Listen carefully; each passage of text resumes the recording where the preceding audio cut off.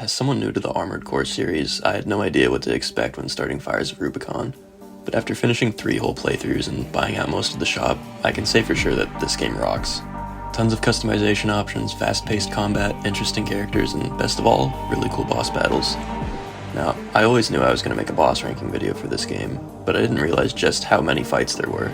For the sake of my own sanity, and so this list doesn't feel bloated, I left out most of the fights against other Armored Cores from the list, with a few exceptions, just because most of them play out pretty similarly. I also decided to rank them from worst to best as opposed to easiest to hardest because difficulty's really trivial in this game. Every boss can be stupid difficult but really easy depending on your build, so ranking them based on their quote-unquote challenge didn't really make sense to me. Anyways, enough with introductions, let's get into the rankings.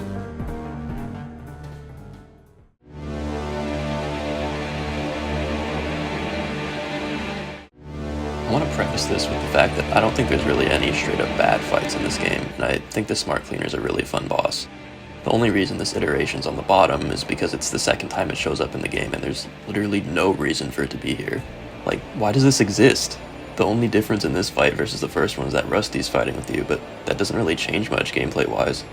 Nothing about this mission would have changed if this boss didn't exist, and honestly, I think it takes away a bit from the original fight since it seems less unique because of this one.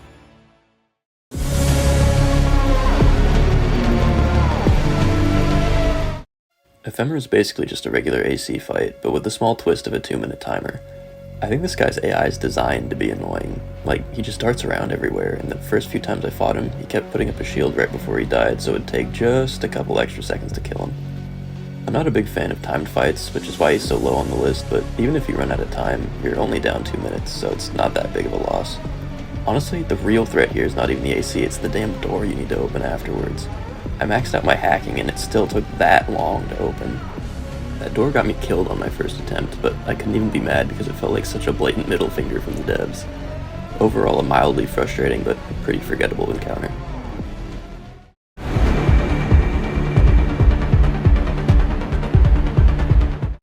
I really debated whether or not this counted as a boss, but it is a unique encounter with a health bar, so on the list it goes. Nepenthes is basically like the satellite from the Sea Spider mission on steroids. Dude's laser tracking is ridiculously good, and if that wasn't enough, you get a face full of plasma missiles every time it shoots at you. I always fight this guy like a coward, hiding behind the environment instead of just dodging the lasers. I don't know why, but I could just never get the timing down, and half a health bar is way too much of a risk for me to take the time to learn it. The good news is that it dies in like 2 seconds once you actually get low enough to shoot at it. I applaud its uniqueness, but I can't say I got a lot of enjoyment out of fighting it.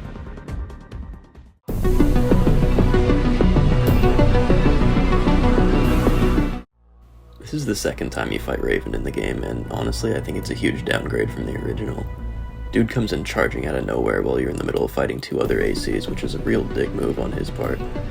As far as I can tell, his moveset's completely the same as the first fight, so there's just some artificial difficulty due to the fact that you're probably beaten down from fighting the other mechs. Also, I hope you have good DPS, since if you're too slow, you'll have to fight Raven and one of the other ACs at the same time. Good luck trying to beat him while some other guy's shooting rockets at you.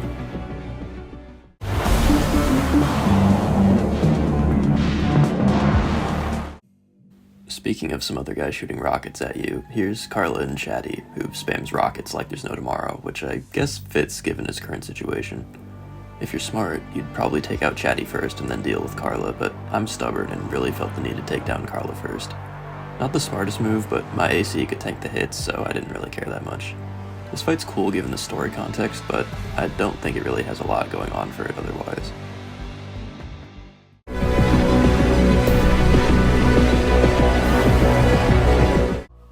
Pretty similar to Carla, this fight's cool basically only because of who you're fighting. Freud's the leader of the Vespers and top ranked in the arena, and the dude's not even augmented. His actual fight's nothing special. Fighting someone who has a laser drone is unique and adds some hecticness to the duel, but otherwise this is just another fast-paced AC fight.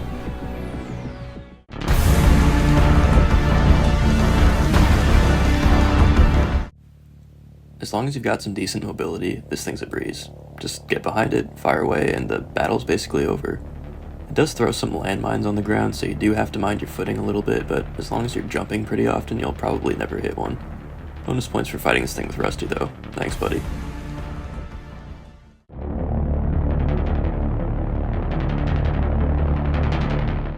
Another fight with Rusty by your side.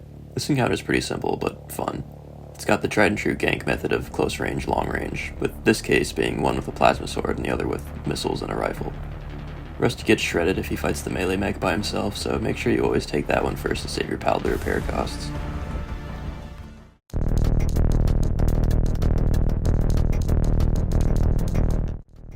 These guys are basically weaker versions of the cavalry, but I like them more since you fight them alone. You really gotta be smart with your spacing here, and always be aware of where everyone is.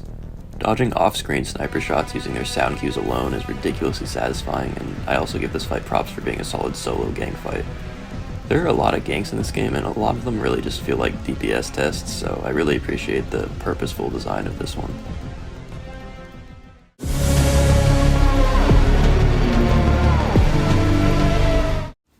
Cataphract's basically a reverse Juggernaut, meaning you want to stick to its front instead of its back. What makes this thing better than the Juggernaut for me is that it speeds around like it's on crack, which not only makes the fight more hectic, but it also means that its weak point's actually a bit difficult to hit. Even with that though, the fight's still pretty easy, but the fight's breakneck pace makes it really memorable for me.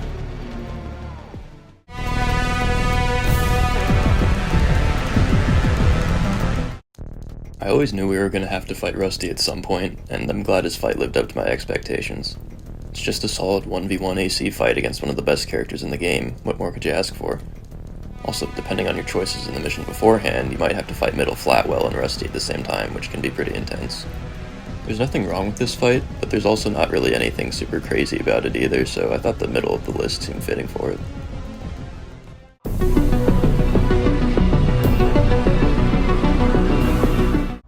First of all, Raven has one of the coolest intro cutscenes in the game. Dude took down an entire fleet of ships and ruined your mission before you could even start it. Second, considering he's on the cover, Raven's AC is surprisingly normal in terms of gear. I guess that's part of what makes this fight interesting though. He's basically your equal, and not only because you stole his call sign. He doesn't need fancy weapons to take you down, just badass piloting. Similar to Rusty though, there's not much going on for Raven aside from being a cool character and a pretty fun fight, but it's still a solid encounter.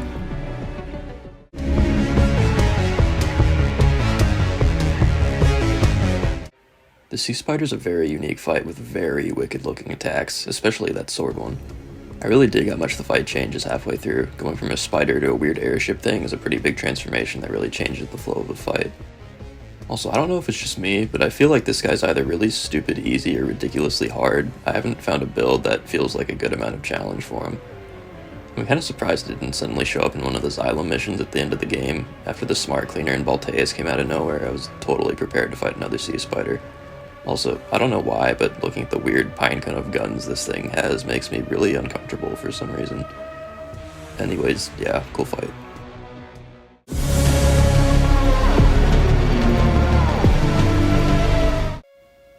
This boss is great just because of the different ways you can take it down. I originally thought that the only way to damage it was to shoot down its volcano hole, but on subsequent playthroughs I tried fighting it head on, and there's actually a heat valve on its front that you can shoot for good damage. After figuring that out, the fight became way more interesting for me. Dodging its arms and waiting for an opening was a lot more engaging than hovering above its head chipping away at its health bar, which, unfortunately, that's the footage I got for this fight, so sorry about that. The fiery attacks and the lava spewing everywhere also make this fight really oppressive and intense, and I really dig that. It's a great way to cap off one of the longer missions in the game.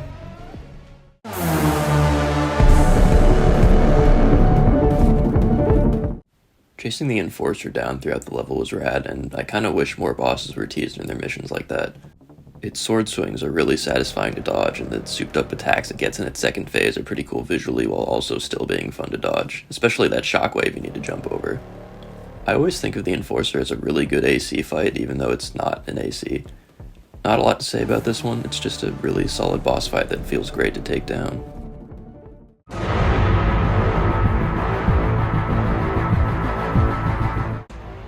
Easily the biggest boss in the game, the Strider's another level disguised as a boss, like Nepenthes. Now that I think about it, both of them involve huge lasers that you need to dodge. Interesting. Anyways, the Strider made it this high on the list just because of how badass the whole level feels. That initial feeling of seeing that huge monster in the distance and thinking, I'm really gonna fight that thing, was a highlight of the game for me. Taking down this massive war machine and then scaling it and destroying its generators just feels really good. And it makes me wish that there were just a few more grandiose levels like this in the game.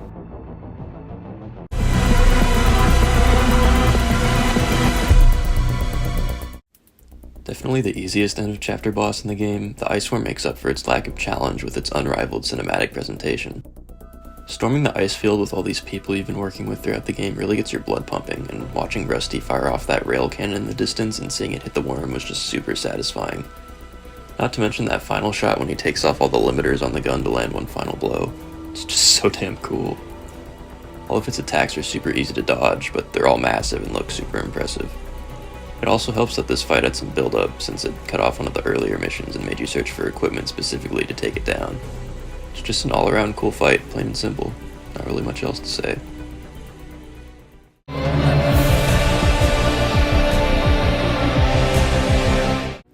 Finally getting the chance to shut up that stuck-up asshole already makes this boss great. Even better though, the actual fight's good too. Even though it's a reused boss, most of its attacks are unique to this specific encounter, so the fight still feels pretty fresh. Bobbing and weaving through the massive energy beams Snail fires at you is just this game at its peak. It's so satisfying, I really can't stress it enough. It's really the perfect recipe. A very beat-upable man plus really cool robot with interesting attacks equals great boss fight. The only reason it's not higher on the list is that it just kinda comes out of nowhere and doesn't really have a lot of story impact. It's still an amazing fight though.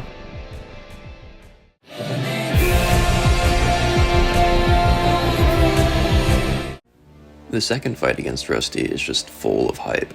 First of all, it's Rusty, so already off to a good start.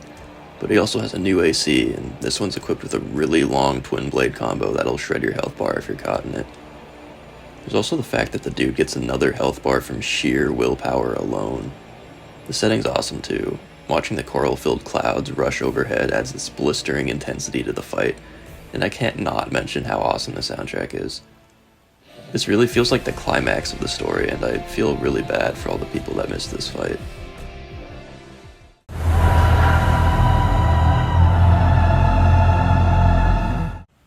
Easily one of the most hectic fights in the game, Cell 240 just feels like an elegant dance. The way it floats around and shoots its energy waves and lasers feels smooth as butter, and like every good fight in this game, outmaneuvering its attacks makes you feel great. I will say there are a couple sword combos it throws at you that feel undodgeable sometimes, just because of how fast they come out, but I think it's forgivable since they don't do a ton of damage. I also always love a good dramatic second health bar reveal, those never get old. I think this was the boss I was most hyped about beating. My adrenaline was racing through this attempt since I ended up getting a lot farther than I expected. I guess everything just suddenly clicked.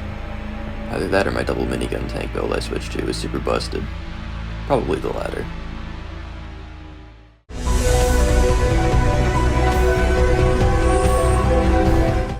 If I'm being honest, I like all the final bosses in this game relatively equally, so they're pretty interchangeable on my list.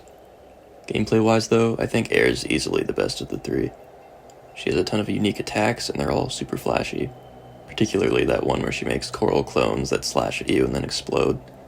You know a fight's good when you can't even see what's happening. I wasn't a huge fan of Air as a character though, so I think that dampened the impact that the fight could have had on me. I really appreciated the diversity in her boss theme though. The atmospheric spacey sounding music for her first phase was a great contrast to the more explosive second phase theme that uses the game's main theme as a leitmotif. Amazing fight overall, I just wish I clicked with her character more.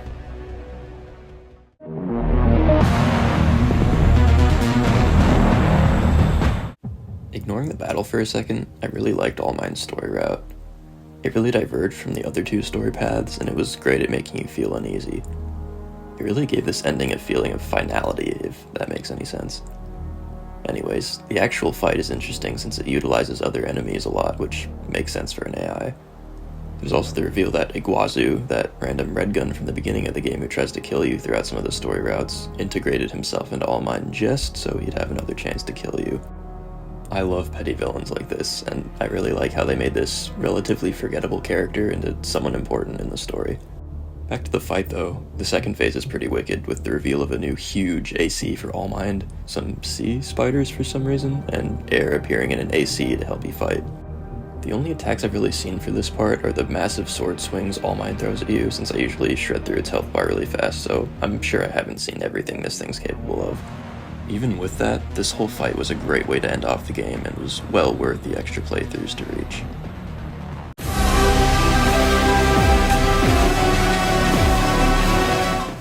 I'm really really glad we got a chance to fight Walter. You can tell you have one hell of a job when your boss is shooting giant coral lasers at you while you guys fight on a floating city in the sky burning up in the atmosphere. Metal as hell. I really like the dialogue Walter has here. It shows just how much he really cares about you despite how cold he seemed at times. That line about undoing your surgery and living a normal life particularly stuck out to me. Dodging Walter's lasers is just as satisfying as the snail Balteus, but with the added story weight, this fight just gets elevated to a whole other level. The only reason it's not number 1 is because it's really short.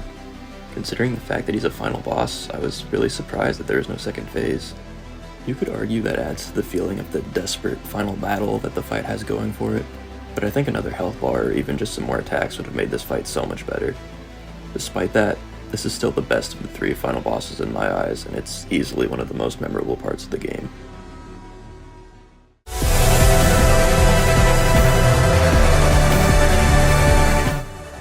When I think of Armored Core 6 bosses, I immediately think of Balteus. There's nothing like dodging hundreds of missiles while you have those heroic sounding synthesizers blaring in your ear. I don't have a deep reason for having Balteus as my number 1, it's just a really well designed, satisfying fight. Listening to its jet engines roar as it races around the arena firing off missiles and rockets just makes him feel so powerful, which makes you feel all the more powerful for taking him down. And that feeling of power is only accentuated when you dodge a missile barrage and watch hundreds of smoke trails fly past you. Balteus is the fight that really forces you to be better at the game, and he was the boss that gave me the most trouble in my first playthrough, clocking in with a whopping 10 tries. Even if this boss isn't very story significant, it's just so good and so fun to fight that I couldn't put it anywhere but at number 1. It also helps that his theme's easily my favorite song on the soundtrack. It just has so much energy and really gets you in the mood to fight some robots. It's just an all-around amazing boss fight, and I always look forward to fighting him whenever I start a new playthrough.